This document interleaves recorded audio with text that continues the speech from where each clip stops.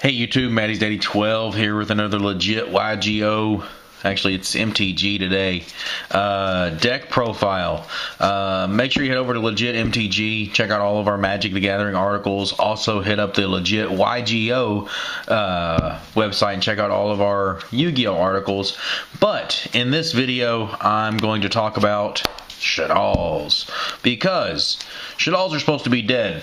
The new ban list hit and has gotten rid of Super Poly and has done a couple other things, and supposedly this deck is dead, but I think it is still very viable, and I think it is going to do a lot better this format than what people are giving it credit. So this is what I have been playtesting with since the leak of the ban list.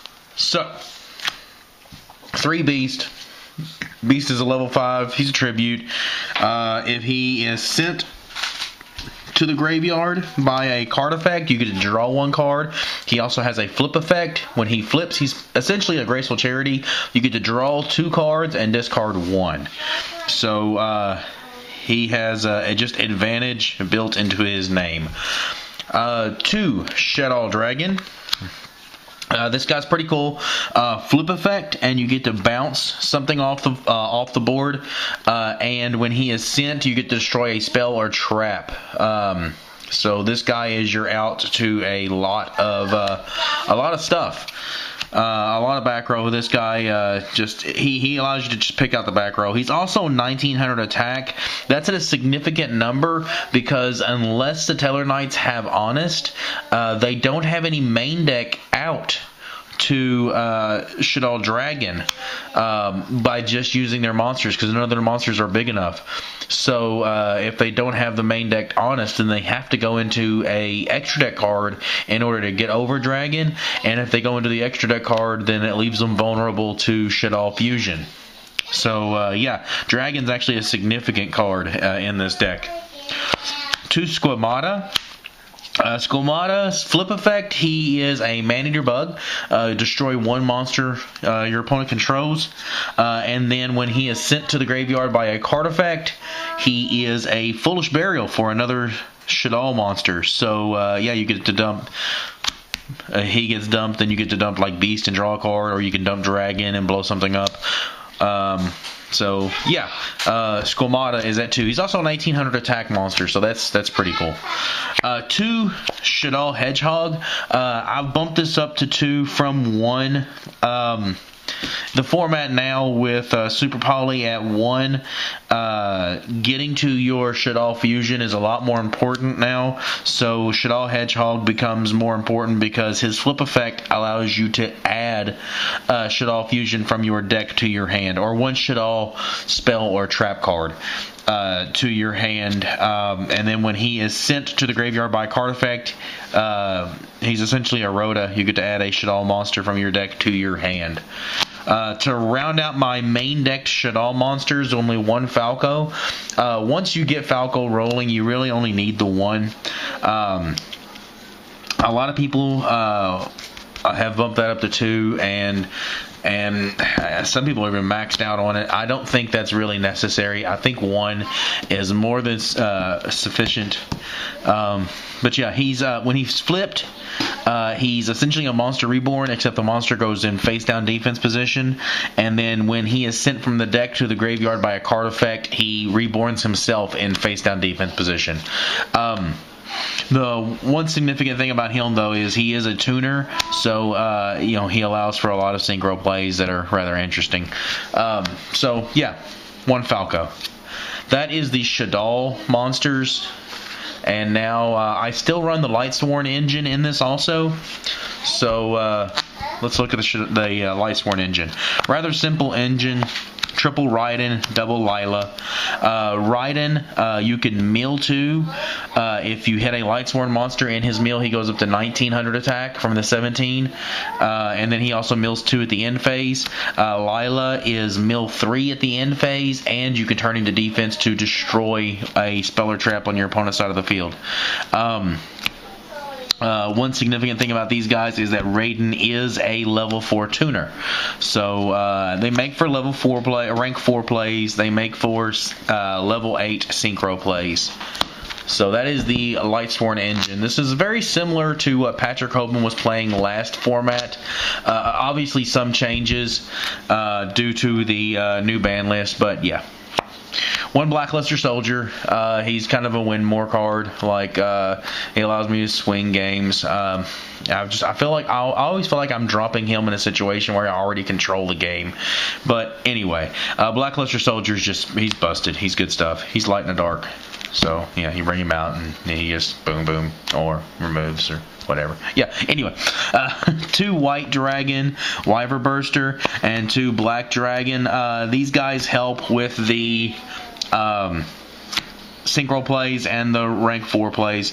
Remove a light to summon him, remove a dark to summon him, and then when they are sent to the graveyard from the field, you get to add one or the other to your hand. So they replenish themselves, and they are great fodder to make synchro plays and exceed plays. Another thing is that this guy's 1800, and I believe the white is 1700.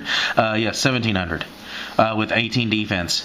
So they have some significant stats. Like they are, they're big bodies that you can just summon and just put pressure on your opponent with.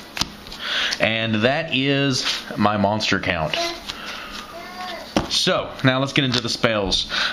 With Super Poly down to 1, Shaddoll Fusion is much more important now. All of your fusion plays are almost always made off of Shaddoll Fusion now. And this guy, it's really good.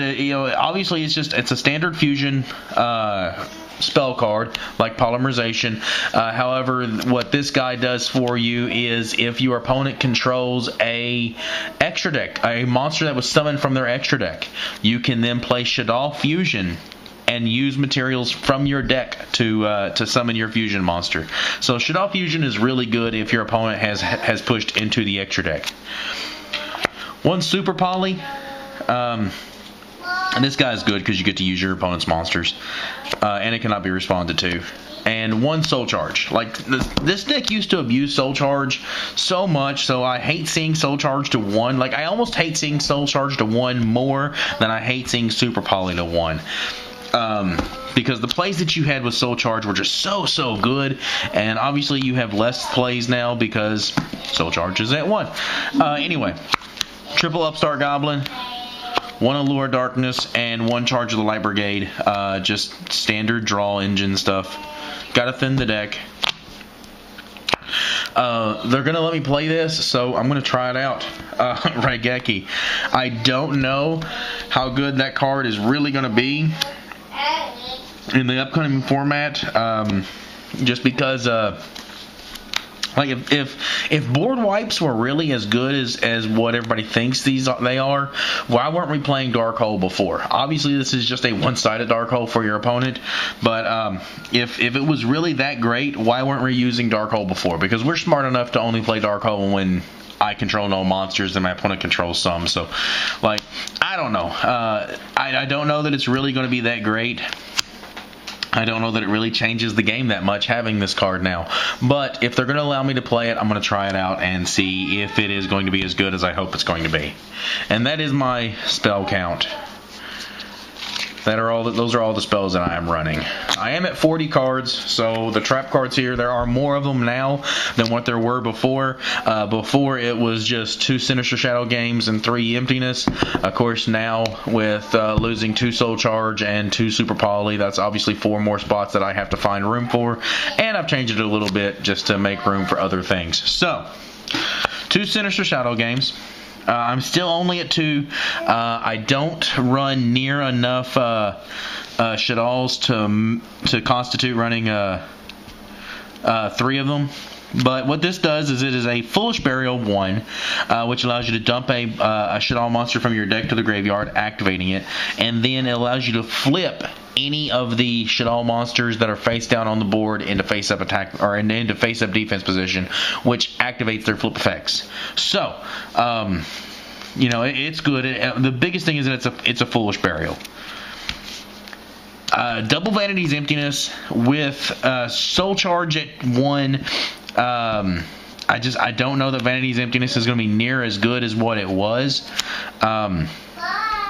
But yeah, so I mean, it is what it is. Double trap stun. I really like the double trap stun. Trap stun, a lot of people with Wolfbar coming back to 3, a lot of people have kind of said, hey, I'm going to run +1 Fire Fist, and which means they're running a bunch of traps, and of course the Teller Knights are running a bunch of traps, and trap stun just says no to all of it, shuts down their entire back row, and then you just can make all the plays that you want to make, and they can do very little to nothing to stop it because all of their stuff is trap cards to stop it. So trap stun just shuts them out, and it also is an option for you to shut off your own Vanity's Emptiness so that you can make all of your plays, have a great board established, and then still have your Vanity's Emptiness not destroy itself and still set there. To round out my traps, I have I have a Solemn Warning, a Bottomless Trap Hole. Bottomless Trap Hole makes its way back in again because a lot of people are going back to the Fire Fist deck, and I feel like I need a little extra monster removal. And 1 compulsory evacuation device. That rounds out the main deck. So now let's go into the extra deck rather quickly. Only 2 construct. I feel like with the fusion, our super poly gone and plays are being made off of fusion now, 2 construct is probably the right number. 2 Winda. Construct is a Catastor and is also another Foolish Burial. She activates when she is summoned to dump a Shaddoll monster from your deck, and then she destroys any special summon monster that she battles. Winda cannot be destroyed by your opponent's card effects, and both players can only special summon once per turn. So Winda allows you to control the game a little bit more than what Construct does, but Construct has the bigger body. Rank 4s, I have 2 Castell, the Sky Blaster Musketeer, 1 Evil Swarm Exiton Knight, 1 Abyss Dweller.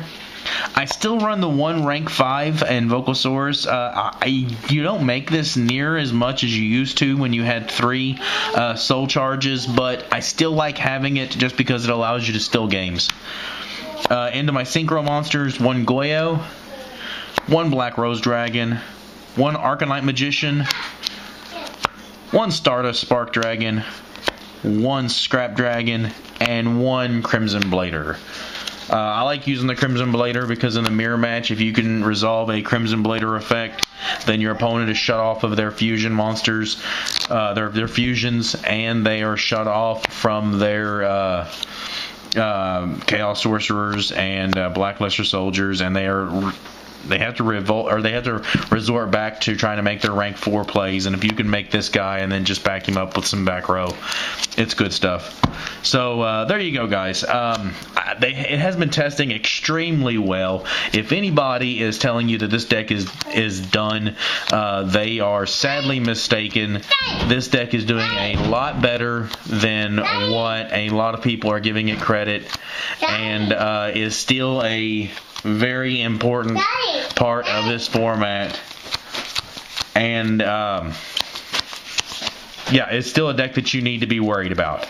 So I appreciate it, guys. Make sure you head over to Legit MTG, check out all the Magic the Gathering articles. Make sure you head over to Legit YGO, check out all of our YuGiOh articles. And like always, guys, I appreciate it. Subscribe, comment down below, show us how much you love us.